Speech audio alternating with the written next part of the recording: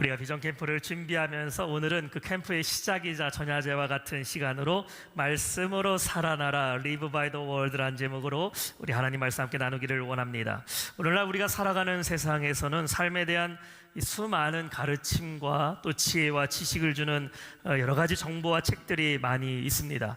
얼마 전에 그 수원 외곽이죠, 정자동에 스타필드라는 곳이 생겼다라는 것을 듣게 되고 저희 사모와 함께 방문을 한 적이 있어요. 예전에 그 정자동은 사실 되게 외곽이었거든요.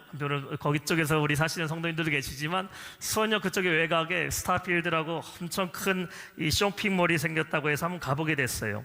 근데 거기 가게 되니까요, 별마당 도서관이라고 해서 아주 높이가 한 22m 정도 되는 높은 도서관이 가운데에 차지하고 있는 것을 보았습니다. 혹시 가보신 분들 계시는가요? 별마당 도서관? 다들 많이 가보셨네요.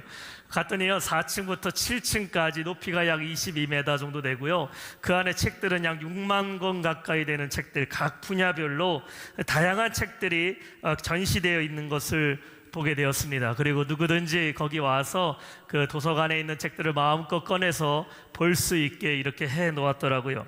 옛날에 우리가 책을 보려면요, 서점에 가서 책을 내가 돈 내고 사서 봐야 됐는데 요즘은 사실 공짜로 이렇게 책을 마음껏 볼 수 있는 이러한 곳들이 많이 있습니다. 근데 제가 가서 보니까 막상 진짜 책을 꺼내서 보는 사람보다 그냥 책을 보는 사람들이 많더라고요.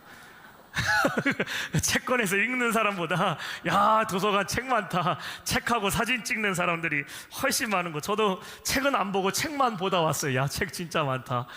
이렇게요, 수많은 책들이 그 안에 있는 것을 보게 되었습니다. 사실 오늘날에요, 이 지식에 대해서 정보가 부족한 시대를 살아가고 있지는 않죠. 모든 것들은 우리가 다 쉽게 얻을 수 있는 지식의 홍수 시대를 살아가고 있다라고 말할 정도로 우리 너무나 쉽게 책이라든지 혹은 인터넷상에서 요즘 챗 GPT라든지 검색어 하나만으로도 세상의 모든 지식과 지혜를 다 얻을 수 있는 그런 시대를 살아가고 있습니다. 그런데 이렇게 많은 책들이 있고 이렇게 많은 손쉽게 지식을 얻을 수 있는 시대를 살아간다 해도 정말 이러한 것들이 우리의 삶에 참된 지혜와 참된 변화를 가져다 줄 수 있을까요? 이러한 배움과 지식은 물론 우리의 삶을 발전하게 만들고 또 더 나은 삶을 살아가게 하기 때문에 열심히 공부해야 되고 배워야 되는 건 맞지만, 참된 진리와 축복 그리고 영생의 비밀을 주는 것은 이러한 많은 책들 가운데 있는 것이 아닙니다. 무엇이 우리에게 참 진리이고 무엇이 우리에게 참된 영생을 알려줍니까? 하나님은 우리에게 바로 이 하나님의 말씀 성경을 주신 줄로 믿습니다. 여러분, 성경은 어떤 책일까요? 성경은 하나님의 감동으로 기록된 말씀입니다. 성경은 살아계신 하나님의 말씀입니다. 우리가 하나님을 어떻게 가장 가까이에서 만날 수가 있을까요? 우리는 이 성경을 통해, 말씀을 통해 하나님을 가장 가까이에서 만날 수가 있는 겁니다. 그래서 성도의 신앙생활에서 이 말씀은 뗄래야 뗄 수 없이 아주 중요한 것이라는 것이죠. 로마서 10장 17절에 보면 이렇게 말씀해요. 믿음은 들음에서 나며 들음은 그리스도의 말씀으로 말미암았느니라. 우리 안에 믿음이 생긴다라는 것, 내가 예수 그리스도를 주로 고백하고 우리 안에 믿음이 생기고 구원의 확신이 생긴다라는 것은 세상의 어떠한 지식과 세상의 어떤 방법으로 가능한 것이 아니라 하나님의 말씀으로 말미암아 우리는 예수님을 만나게 되고 말씀을 통해 우리 안에 믿음이 생기고 그리스도를 영접하게 되었음을 믿으시기 바랍니다. 마태복음 7장 24절에도 말씀하고 있어요. 그러므로 누구든지 나의 이 말을 듣고 행하는 자는 그 집을 반석 위에 지은 지혜로운 사람 같다라고 말씀하고 있습니다. 누가 세상에 가장 지혜로운 사람일까? 머리가 똑똑하고 배운 것이 많은 사람이 지혜로운 자가 아니라 하나님의 말씀을 듣고 행하는 자, 그 말씀 위에 세워진 자가 가장 지혜로운 사람이라고 성경은 말씀하고 있어요. 요한계시록 1장 3절에도 보면은 이 예언의 말씀을 읽는 자와 듣는 자와 그 가운데 기록된 것을 지키는 자는 복이 있나니 때가 가까움이니라. 마지막 때가 가까울 때에 과연 무엇이 우리를 지키고 무엇이 우리를 옳은 길로 인도하는가? 하나님의 말씀이 우리를 바른 길로 인도함을 여러분 믿으시길 바랍니다. 예수전도단의 설립자인 이 로렌 커니맹 목사는요, 세계 238개국과 400여 개의 이 소수 민족을 방문한 선교사였어요. 그가 전 세계 구석구석을 다니면서 발견한 놀라운 사실이 있습니다. 그것은 하나님의 말씀대로 살아가는 개인들, 하나님 말씀대로 살아가는 가정, 하나님 말씀대로 살아가는 국가와 민족은 성경이 약속한 그대로 생명의 말씀을 받고 축복을 누리며 살아간다라는 사실을 그의 눈으로 확인하게 됐다라는 것이죠. 반면에 부분적으로 믿는 나라들, 종교의 자유가 없고 교회의 형태는 있으나 진짜 크리스찬의 신앙의 자유가 없는 나라들은 쇠퇴하고 망해갔다라는 것을 그는 보게 됩니다. 그러면서 그가요, 책에서 축복받은 예로 노르웨이를 들었어요. 사실 이 노르웨이는 게르만족 아닙니까? 저 바이킹의 후예들이지만 과거 수백 년 동안에 유럽에서 가장 가난한 나라 중에 하나였다고 해요. 얼마나 먹을 게 없던지 나무 껍질로 빵을 만들어 먹고 길가에는 굶어 죽는 사람들의 시체들이 있었던, 학교도 없고 대학도 없던 나라가 노르웨이였습니다. 근데 이러한 비참한 삶을 살아가던 그 나라에 한스 닐센 헤우게라는 사람을 하나님이 선택하셔서 그 나라를 다시 살아나게 합니다. 그가 25살의 나이에 하나님을 찬양하던 중에 자기 민족을 구원하라는 하나님의 그 말씀을 듣게 되고 소명을 받게 되고, 그는 노르웨이 구석구석마다 말씀, 성경책을 보급하면서 말씀을 전하기 시작해요. 그 결과 30년 만에 1000개가 넘는 가정교회들이 세워지게 되고 수많은 믿는 자들이 생기게 되고, 노르웨이는 가장 가난한 유럽의 나라 중에 오늘날 가장 부유한 나라가 되었다라는 것이죠. 어떻게 그 나라가 이렇게 다시 회복될 수 있었을까? 거기에는 복음이 들어가게 됐고 하나님 말씀이 있을 때에 그 나라가 다시 살아나게 되었다라는 것이죠. 오늘도 복음이 있는 나라, 하나님 말씀이 있는 성도의 삶에는 하나님 반드시 복을 주심을 믿으시기 바랍니다. 오늘 본문에 나오는 베드로도 예수의 말씀을 듣고 그 말씀대로 순종함으로써 놀라운 기적을 경험하게 되고, 그로 인해 그는 말씀으로 그의 삶이 변화되게 되었습니다. 말 그대로 말씀으로 그는 새로운 삶을 살아나게 된 것입니다. 우리가 오늘 말씀을 통해 저와 여러분의 삶도 말씀으로 살아나는 역사, 말씀으로 변화되는 기적이 임하기를 주님의 이름으로 축원합니다. 오늘 말씀의 첫 번째는 바로 하나님의 말씀을 들으라입니다. 1절이에요. 무리가 몰려와서 하나님의 말씀을 들을새 예수는 게네사렛 호숫가에 서서. 예수님의 공생애에서 가장 행하셨던 중요한 3가지 사역이 있어요. 첫 번째는 가르치시는 일을 하셨습니다. 두 번째는 천국 복음을 전파하시는 일을 하셨어요. 세 번째는 병든 자를 고치시는 일을 주님은 행하셨어요. 이 중에서 첫 번째 가르치시는 일, 이 가르치다라는 말은 헬라어로 디다스코라는 말이에요. 교훈적 설교를 하다, 다시 말해 하나님 말씀을 풀어주셨다라는 것입니다. 풀어주셨다. 당시 이스라엘 백성들은 어떻게 하나님 말씀을 들었을까요?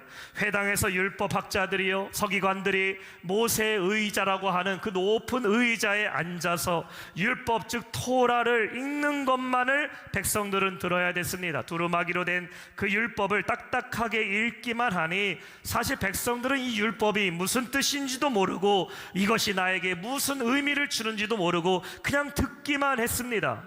그리고 당시에 하나님 말씀을 백성들이, 일반 사람들이 해석한다던가 그 말씀을 자신들 개인에게 적용하는 것은 부정한 것으로 여겼어요. 이것은 오로지 율법을 연구하는 학자들, 바리새인들만 할 수 있는 특권이었습니다.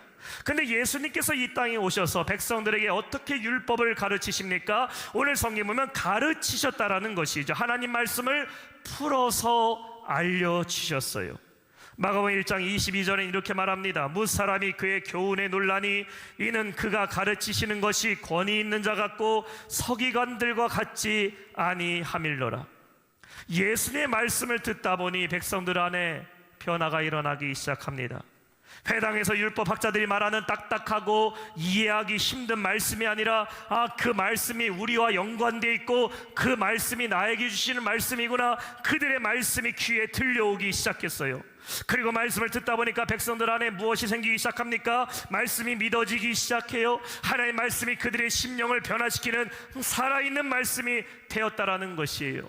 엠마오로 가는 그 두 제자에게 예수님이 나타나셨어요. 부활하신 예수님이 하나님 말씀을 풀어서 가르쳐 주셨을 때에 그들의 마음이 뜨거워짐을 느꼈다라고 말하고 있어요. 여러분, 오늘 우리가 하나님의 말씀을 듣는다라는 것은 율법적으로 딱딱한 문자적인 하나님 말씀을 듣는 게 아닙니다. 살아있는 하나님의 말씀, 생명력 있는 하나님의 말씀, 내 삶과 심령을 변화시키는 하나님의 말씀을 우리가 들어야 될 줄로 믿습니다.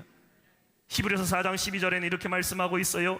하나님의 말씀은 살아있고 활력이 있어 좌우에 날선 어떤 검보다도 예리하여 혼과 영감이 관절과 골수를 찔러 쪼개기까지 하며 또 마음의 생각과 뜻을 판단하나니. 하나님 말씀은 예리한 검으로 표현하고 있죠. 검이라는 것은 사람을 죽이는 도구가 될 수 있겠지만 의사의 손에 잡힌 검은 뭡니까? 칼은 뭐예요? 병든 자를 고치는 칼이에요. 예리한 칼과 같이 우리의 심령을 쪼개고 변화시키고 깨닫게 하시는 그 하나님의 말씀이라는 것이죠. 예수의 말씀이 온 회중에게 선포되었지만 그 하나님의 말씀을 나의 말씀으로 듣고 그 안에 심령에 변화가 있는 자들이 있는가 하면은 주님의 말씀을 똑같이 들어도 그 안에 변화가 일어나지 않는 자들이 있었다는 것이에요. 바리새인들은 예수의 말씀을 듣지 못했어요.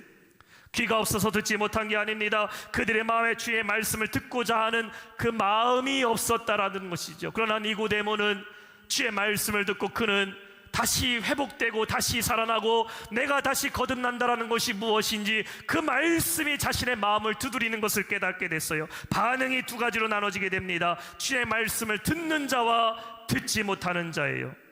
우리가 선포되는 이 말씀이 누가 듣는 말씀이 되어야 되는가? 오늘 여러분에게 선포되는 이 말씀이 내 심령에 주시는 하나님의 말씀으로 들려지시기를 주님의 이름으로 축원합니다. 이것을 우리는 레마의 말씀이라고 하는 거예요. 하나님의 말씀을 나타내는 두 단어가 있죠. 하나는 로고스고 하나는 레마예요. 로고스는 성경에 기록된 말씀이에요. 문자적 말씀이에요. 객관적 말씀입니다. 이것도 하나님 말씀인 분명합니다. 하나님 감동으로 성경의 시대마다 사도들을 통하여 예언자들을 통하여 제사장들을 통하여 하나님 말씀을 기록하셨어요. 그렇다면 레마는 무엇입니까? 이 로고스의 말씀을 듣고 읽는 가운데 내 영혼에 부딪혀서 감화와 감동을 주는 말씀이 레마의 말씀이에요. 하나님 말씀이 내 안에 있는 살아있는 말씀, 나를 변화시키는 말씀이 되기 위해서는 그 말씀이 내 안에 무엇이 되어야 됩니까? 로고스의 말씀이 레마가 되어 내 안에 들어와야 된다는 것이에요. 근데 여러분, 하나님 말씀이 레마가 되기 위해서는 반드시 도우셔야 되는 분이 있어요. 그분이 누구입니까? 바로 성령님입니다. 요한복음 14장 26절에 보면 말씀하고 있어요. 보혜사 곧 아버지께서 내 이름으로 보내실 성령, 그가 너희에게 모든 것을 가르치고 내가 너희에게 말한 모든 것을 생각나게 하리라. 여러분, 우리가 하나님 말씀을 문자적으로 해석하면 이해하지 못하는 사건들도 있어요. 이해하지 못하는 창세기의 사건들이 있어요. 그러나 이 말씀을 내가 문자로 읽는 것이 아니라 성령께서 이 말씀 가운데 내 안에 조명하여 주실 때에 그것이 우리 안에 레마의 말씀이 되어 믿어지게 하심을 여러분 믿기를 바랍니다. 요즘 전화기에 보면은요, 통역 기능이 다 그 안에 들어가 있어요. 그래서 다른 나라 어떤 언어로 대화를 하면 동시에 통역이 돼서 서로 대화가 됩니다. 얼마나 참 세상이 편리해졌습니까? 예전에 우리가 외국에 나갈 때면은요, 사전을 꼭 갖고 나갔어야 돼요. 저도 유학 갈 때에 전자사전 사가지고 갔습니다. 비싼 거, 샤프 거. 전자사전 샤프가 제일 좋았어요. 그래서 그거 사가지고 가서 공부할 때 열심히 쳐서 이게 무슨 단어구나 무슨 단어구나 이렇게 대화했어요. 영어 공부할 때 예전에 여러분 영한사전, 한연사전 이런 두꺼운 사전 다 구입하셔서 공부하셨잖아요. 근데 요즘에 통역기가 얼마나 잘 돼 있습니까? 어느 나라 말이든지 영어는 물론이고 인도 말이든 중국어든지 저 프랑스 불어든지 간에 통역기 하나만 있으면 전 세계 어느 나라 가도요 다 대화할 수가 있어요. 이처럼 하나님의 말씀이 내 안에 깨달아지는 것, 하나님 말씀이 내 안에 이해가 되고 그 말씀이 믿어지는 것은 성령님의 역사가 우리 안에 있어야 돼요. 그래서 여러분 예배 때마다 우리가 무엇을 사모하는 겁니까? 성령님, 이 시간 내 안에 임재하여 주시옵소서. 찬양을 들을 때 이 찬양이 음악으로 들리는 것이 아니라 하나님께 고백하는 영적인 기도가 되게 하여 주시고, 주의 말씀을 들을 때에 이 말씀이 사람의 소리가 아니라 성령께서 내 안에 증거하시는 레마의 음성이 되게 하여 주시옵소서. 성령께서 우리 안에 역사될 때 그 말씀이 나를 변화시키는 레마의 말씀이 될 줄로 믿습니다. 오늘 여러분이 드리는 이 예배에 선포되는 말씀이 레마의 말씀으로 들려지시기를 주님의 이름으로 축원합니다. 내가 하나님의 말씀을 읽고 통독하며 말씀을 들을 때에 그 말씀이 여러분의 삶을 변화시키는 능력의 말씀 될 줄로 믿습니다. 두 번째, 말씀에 순종하라입니다. 4절 말씀이에요. 말씀을 마치시고 시몬에게 이르시되 깊은 데로 가서 그물을 내려 고기를 잡으라. 여러분, 레크레이션 게임 중에요, 가라사대라는 게임 알고 계세요? 진행자가 가라사대라는 말부터 하고 무언가를 시키게 되면은 사람들은 그대로 해야 됩니다. 자, 여기 계신 분들 다 손을 머리 위로 올려보시기 바랍니다. 틀렸어요. 가라사대를 안 했습니다. 자, 가라사대 손을 코로 한번 잡아보세요. 아, 이제 제대로 하셨어요. 금방 헷갈리시죠? 가라사대라는 말을 해야 하는 겁니다. 그래서 이 가라사대 게임에는요, 두 가지 룰이 있어요. 첫 번째, 가라사대라고 말하지 않은 것은 하지 말라는 것이고, 또 다른 하나는 가라사대라고 말한 것은 분명히 해야 된다라는 것이죠. 그래서 이 게임을 하다 보면은요, 진행자의 말을 사람들이 얼마나 열심히 듣는지 모릅니다. 이 사람이 지금 가라사대라는 말을 했는지. 여러분 손 들어보세요. 아니죠. 가라사대 손 들어보세요. 아, 이거를요 얼마나 귀담아 듣는지 몰라요. 그럼 우리 한번 이렇게 생각해 봅시다. 여러분, 예수님이 여러분에게 말씀하시는 것에 여러분 얼마나 열심히 듣고 반응하고 계셔요? 별로 중요하지도 않은 이 게임의 룰과 규칙은 잘 따르면서 우리를 사랑하시고 말씀으로 응답하시고 말씀을 통해 복을 주시는 주님의 그 말씀에는 내가 얼마나 잘 순종하며 가라사대라는 말을 내가 듣고서 순종하고 있느냐는 것입니다. 무리에게 말씀을 전하신 예수님은 지금 베드로에게 명령하고 계셔요. 깊은 데로 가서 그물을 던져라. 너무나 뜬금없는 말씀 아닙니까? 베드로가 예수님께 고기를 많이 잡는 방법을 알려달라고 하지도 않았어요. 베드로가 예수님께 어젯밤에 내가 고기를 한 마리도 못 잡았다라는 신세 한탄도 하지 않았습니다. 근데 예수님은 갑자기 베드로의 배에 올라가셔서 베드로에게 말씀하시는 거예요. 베드로야, 깊은 데로 가서 그물을 내려 고기를 잡으라. 마치 어젯밤에 고기 한 마리도 못 잡고 헛물만 켰던 베드로의 모든 상황을 아시는 것 같이 주님은 깊은 데로 가서 그물을 내려 고기를 잡으라고 말씀하는 겁니다. 여러분, 예수님의 직업은 목수였어요. 베드로의 직업은 어부입니다. 피셔맨이에요. 고기를 잡으면 목수가 더 잘 잡겠습니까? 어부가 더 잘 잡겠습니까? 물어보나 마나 당연히 어부 베드로가 고기 잡는 법에 대해서는 목수였던 예수님보다 훨씬 더 잘 알고 있어요. 언제 고깃대가 몰려오는지, 언제 저 갈릴리 바다에 물때가 찾아오는지 베드로는 예수님보다 훨씬 더 잘 알고 있습니다. 그런데 이 베드로가 예수의 말씀을 듣고 어떻게 합니까? 마치 예수님의 명령 앞에 가라사대라는 명령어가 붙은 것 같이 베드로는 주님의 명령에 그대로 순종했다라는 것이 5절입니다. 시몬이 대답하여 이르되 선생님, 우리들이 밤이 새도록 수고하였으되 잡은 것이 없지만은 말씀에 의지하여 내가 그물을 내리리이다 하고, 여기서 베드로의 고백 중에 아주 놀라운 고백이 나오고 있어요. 바로 말씀에 의지하여예요. 여러분 성경책 있으면 밑줄 읽으세요. 말씀에 의지하여. I will do as you say. 당신이 말씀하신 것을 의지하여. 내 생각과 내 경험과 내 판단에서 볼 때는 아닌 것 같지만, 그러나 주님의 말씀에 의지하여 그물을 내리겠습니다. 여러분, 다른 것 때문에 순종하지 마시고 주님의 말씀에 의지하여 순종하시기를 바랍니다. 그러면 기적은 일어나게 돼요. 내가 지금 여유가 있고, 내가 지금 상황이 이렇고, 내가 지금 환경이 이렇기 때문에 그때 순종하겠습니다, 이게 아니라 주님이 말씀하시니 그 말씀만 의지하여 순종합니다라는 고백이 나올 때에 반드시 기적과 역사는 일어나게 되어 있는 겁니다. 베드로는 예수님의 말씀에 의지하여 순종했어요. 오늘 여러분에게 주님이 주시는 말씀이 있어요. 요구하시는 순종이 있어요. 그것이 처음에는 작은 순종에서부터 큰 순종이 될 수 있습니다. 예배의 자리를 지키는 것, 내가 온전한 주일 성수를 예배 자리를 지키는 것, 온전한 11조 생활하는 것, 온전한 사명 생활을 감당하는 것, 나에게 맡겨진 직분을 감당하는 것, 교회에서 기도하고 계획하고 추진하는 은혜의 자리에 내가 참여하는 것, 이것이 순종의 시작입니다. 마지막 세 번째, 말씀으로 살아가라 입니다. 11절 말씀, 그들이 베드로를 육지에 대고 모든 것을 버려두고 예수를 따르니라. 아멘. 베드로를 비롯해서 베드로의 형제였던 안드레와 야고보와 요한, 이들은 모두 다 갈릴리에서 고기를 잡던 어부들이었어요.